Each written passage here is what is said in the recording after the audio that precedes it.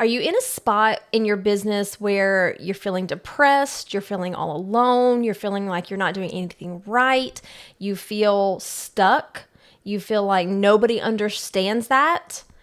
Well, babe, I do. I've got you. I've been there. I've done it. And I'm here to talk about it today. So let's get into it.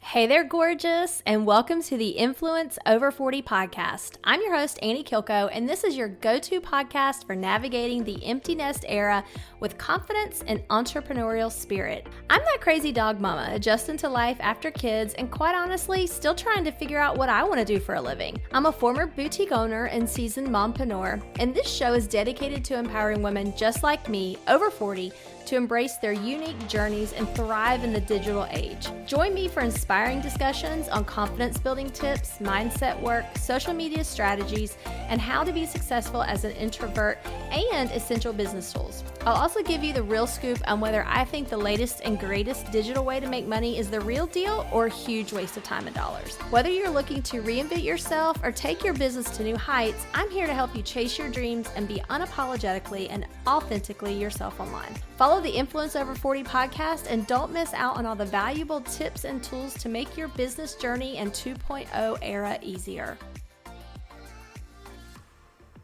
Welcome back, gorgeous, and I'm so glad that you're here. I know that this is a tough time, or it has been a tough time, or it can be a tough time in the future, but I'm really glad that you are here with me today. So I am doing something a little differently today. I'm kind of doing this off the cuff, not necessarily with a script. So I am going to try to be very organized, but please just bear with me because we're talking about feelings, and feelings, they get felt. So I had the experience this past week where I kind of just went into a little bit of a depression. And, I've never been formally diagnosed, and I'm not a doctor, so, I clearly can't diagnose anyone in whether they have that or not, but I do know what I felt. And what I felt was I didn't have the get up and go. And that's not normally like me. Normally, I am the person that I have a long to-do list every single day. It's always working in my business. And whether I'm doing it from 9 o'clock in the morning until 10 o'clock at night, it doesn't really feel like work to me because it's my passion. It's what I love to do. I'm always learning something new and I really enjoy it. And so when I get to a point where I just don't even want to do that, then I know, okay, what's going on here? We got a little bit of a problem. And so that's what I experienced earlier this week. And what's funny, and maybe it's not funny, but it was actually triggered by a hair appointment. And, clearly the hair appointment was not the cause of it. However, just kind of getting upset with myself I cut my hair. I'll just say it. I cut my hair. I shouldn't have cut my hair. I cut my hair. I had some hair break off. My hair wasn't as blonde as I was hoping that it would be. It just didn't turn out the way that, I envisioned. And I don't know what I envisioned because I'm the one that said, do this. So it's no one's fault but my own. But fact being, as it kind of that was the trigger event that kind of took me downhill into focusing on a lot of things that I don't need to focus on. And so that's really kind of what I want to talk to you about today, because I think most everyone will have that at some point. If you haven't, good for you. I'm so happy for you that you've never experienced that. But if you are a woman that is over 40, if you are trying to do your own business or you have your own business and, you're a wife and you've got your mom, and even if you're not those two things, like there's a lot of demands on your time and it's hard to just do everything. And I think that's kind of where I was at. So let me just rewind it and kind of take you back to probably where it started. So for those of you that may not be familiar with my journey, I worked in corporate America. I worked in corporate America for 21 years. I was at the same company doing lots of different jobs, so that wasn't the problem. But I was at the same company for 21 years, which is a long time. And, and that's what my parents told me: go to college, get a good job, stay there, retire from there. Well, I didn't exactly do it that way because I didn't go to college, or I went to college, but then I quit because I didn't know what I wanted to do and I couldn't see how that was going to help me.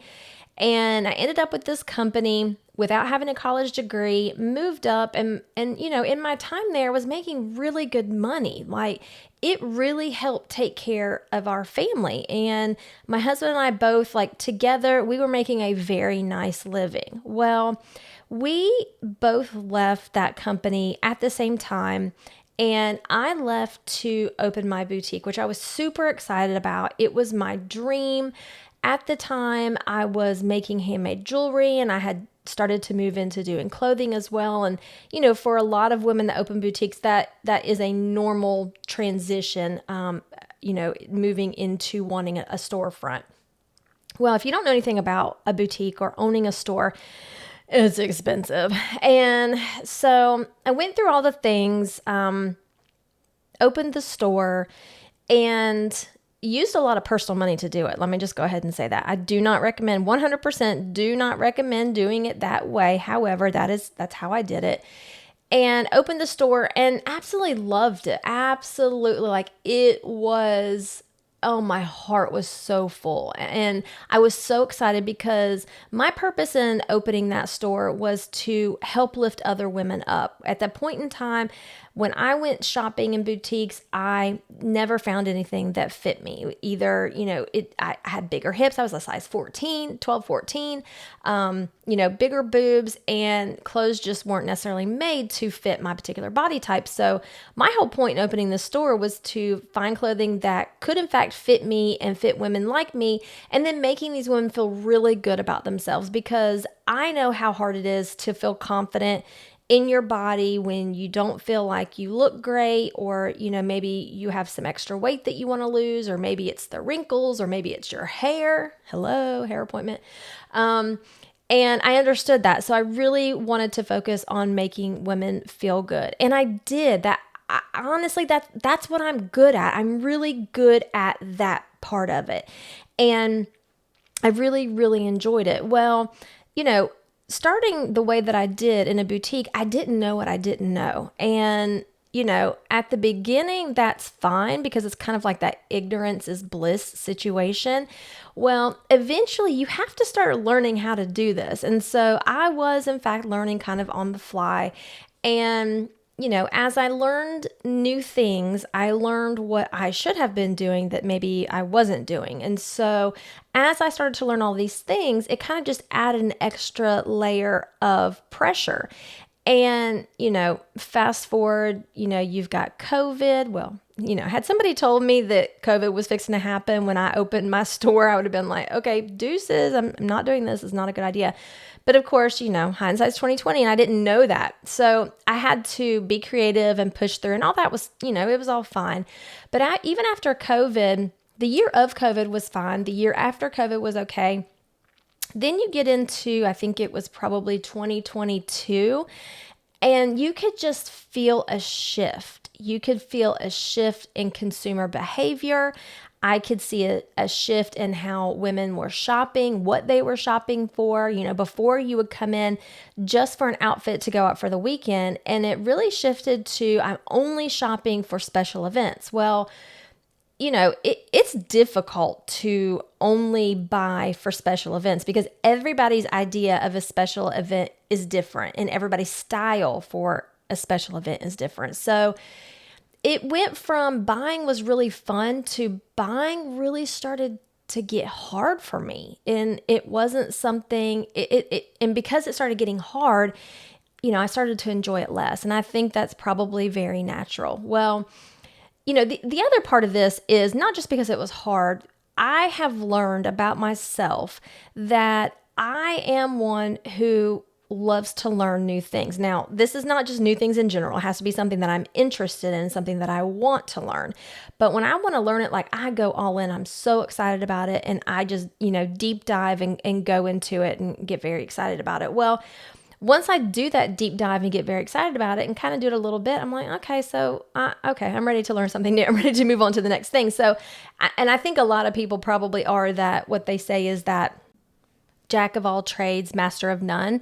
And so that would definitely describe me. So, once I learn that new thing, I'm kind of ready to move on to something else. So it's great from an experience standpoint of I know a lot about a lot of different things. And a lot of the things are centered around boutique life and business and digital marketing and all of that, kind of good stuff. But anyway, so as the boutique went on, I found that I just did not enjoy it as much as I had when I first opened the store. I still absolutely loved meeting the new people, making women feel good about themselves. Like literally that was the best part of my day. If I could have somebody come in who didn't feel great about themselves, very confident, and I helped them find an outfit that made them feel really good. Literally, it would give me goosebumps. Like that was the favorite part. And I just didn't find that it was happening with as much frequency as it did when I first opened. And so I decided that it was time to probably move on to something new. And all of this ended up corresponding with my 5-year lease being up. So it was fine. Found somebody who wanted the space, and so I ended up letting them have the name of the boutique, the socials, and they took over the space. So that was all fine and good. And I didn't necessarily, I had a little bit of a sadness about it. I was glad that I was letting that part go, but I was definitely conflicted because, and I'm going to try not to get emotional here. Oh, geesh. I was conflicted because that I attached the boutique to my my persona, that was my purpose, and that can be dangerous. First of all, that is not my only purpose in life, obviously, and that's not who I am. It is what I did. And I really had to take some time and separate myself from that. And it honestly, it was a grieving process for me. And I don't necessarily know that anybody really understood that. And I don't know that I really voiced it to anyone. And if I did, it was probably my husband, and he, how guys are, they want to fix everything. They don't necessarily want to just listen. So it has been a grieving process for me to go through that, and letting go of the fact that the boutique is not who I was. It was just what I did. And I've, really had to learn that. So anyway, that was hard. And I think it's been 9 months since that's happened. And I still feel as though I am floundering, trying to figure out what my purpose is and what, I thought I knew what my next step was going to be. When I left the store, I had decided I was going to do social media. It's what I really enjoyed. And I do enjoy social media, and I'm good at it. And so I thought, well, I can help other small businesses do social media. And so that's kind of what I pursued.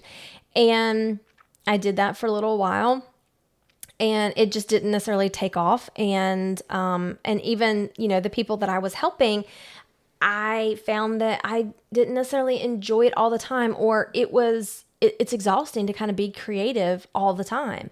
And so I'm like, okay, well, maybe that's not necessarily it. And then I moved on to, okay, I want to coach other women. I want to help them build their businesses. And so I did that for a little while. And again, it's not necessarily what I want to do all the time. So anyway, my whole point is I just keep moving from one thing to another. And I think it makes me feel like I'm not necessarily successful. And I definitely am one that I want to have a purpose. I need to have a purpose. And I would love to be successful in whatever that purpose is. So I have had to kind of learn about myself that this is a process for me. This is a process in trying to figure out exactly what it is that I want to do. And I'm having to figure out what it is that I want to do by trying things that maybe I don't want to do. And that's okay. And a lot of it is not necessarily feeling that way internally, but thinking that others are seeing me as not successful, or that maybe, she doesn't exactly know what she wants to do, or, she is always doing something different. So we never 100% know what it is that she's actually doing. And so whether or not people are actually thinking that about me, that's my perception, or that's what I think that they're thinking about me. And that's a me problem, obviously. It's not a them problem. And that's something that I've got to deal with. And so I have, when I say that trigger event happened with the hair, these are all the reasons why I'm feeling the way that I'm feeling. And this happened this past week. I kind of went downhill on a Friday and a Saturday. And by Sunday, I was like, I had given myself a good day and a half to kind of go through it. And I'm like, okay, you got to put your big girl panties on here, Annie, and you got to pull yourself out of this and keep moving, because it's not doing any good. It's not doing any good whatsoever. And, so what I have found to be true is when I get into that state of thought of I'm not good enough, I'm not helping support my family, I don't know what I'm doing, I'm not successful, I'm focusing only on those things. And when I'm focusing only on those things, I just continue to get those things. And that's not good. It's not good. It's not healthy. And you've got to get yourself out of that cycle.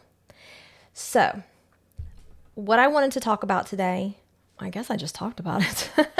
I really just want you to know that you're not alone in this. And if you've ever had these types of thoughts and feelings, it's completely normal. The important part is that you've got to pull yourself back out of that. And so, I'll kind of just share with you some of the things that I do, or even what I did this past weekend to kind of pull myself out of that. And I absolutely recommend all of these. Again, I'm not a therapist, I'm not a doctor, and I'm literally just a woman trying to make it in this digital space in life and feel good about herself and, feel successful. And so, God almighty, y'all, daggone. Okay, I'm sorry. I waited a couple of days to record this podcast because I thought, okay, I'm way too emotional to record it right when it was happening. I'm like, okay, let me give it a couple days. Even when I started this, I was like, okay, this is cool. This is not a problem at all. And here I go getting dang emotional. Gee whiz. Okay, so the first thing I try to do, and it doesn't always happen, and it didn't really happen this weekend, which is maybe why I'm emotional, but the first thing that I try to do is just literally let myself have a good cry, a big fat cry. Like that always personally helps me, is to cry it out.